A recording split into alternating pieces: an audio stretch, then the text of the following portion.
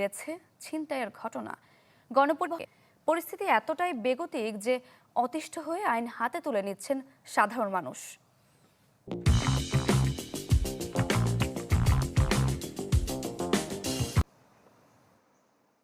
চট্টগ্রাম আদালতের আইনজীবী সেফায়েতুন নেসা সোমা বুধবার সকালে কাঠগড় থেকে কর্মস্থলে যাওয়ার পথে নিউ মার্কেট এলাকায় চলন্ত বাস থেকে তার গলার চেইনটি ছিনিয়ে নেয় কয়েকজন দুর্বৃত্ত। এই চেনটা পরি আমি আজকে 12 বছর, কিন্তু 12 বছর আল্লাহর রহমতে কোনোদিন কিচ্ছু হয় না। আজ আমার স্বাধীন দেশে আমাকে এটাই ভুগতে হলো। এই আইন শৃঙ্খলা যে এত অবনতি হয়েছে দেশে, তাহলে আমি একজন আইনজীবী নিরাপত্তা নাই, তাহলে সাধারণ মানুষের কথা কিভাবে বলবো? গেল 5 জানুয়ারি চকবাজারের গণপরিবহনের ছিনতাইয়ের শিকার হন বেসরকারি প্রতিষ্ঠানের কর্মচারী মিজানুর রহমান।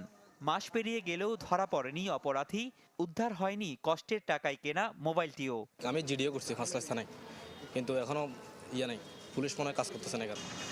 চট্টগ্রাম নগরীতে সম্প্রতি বহদ্দারহাট 16 শহর 2 নম্বর গেট, জেএসি, নিউ মার্কেট মোড়, টাইগার পাস, দেওয়ানহাট, আগ্রাবাদ, অলঙ্কারের মোড় সহ বিভিন্ন এলাকায় ছিনতাই যেন নিত্যদিনের ঘটনা। পথচারী থেকে রিক্সা অটোরিকশা যাত্রী নিরাপদ নন কেউই, বাদ পড়েন না খাবার সরবরাহকারীরাও।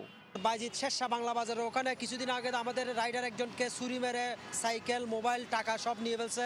উঠেই এরা টান মেরে নিয়ে তারপর দৌড় মেরে চলে যায়, একজনের হাতে দিয়ে দেয়। এই নিয়ে লাফ দিয়ে নালার ভিতরে ঢুকে যায়, আর কেউ পায় না। তাদের দৌরাত্ম্য এতটাই বেড়েছে যে দুর্বৃত্তদের ধরতে গিয়ে বারিক বিল্ডিং এলাকায় হামলার শিকার হন 2 পুলিশ সদস্যও। মোবাইল ছিনতাইয়ে অতিষ্ঠ হয়ে মঙ্গলবার সন্ধ্যায় 16 শহরে 3 ছিনতাইকারীকে ধরে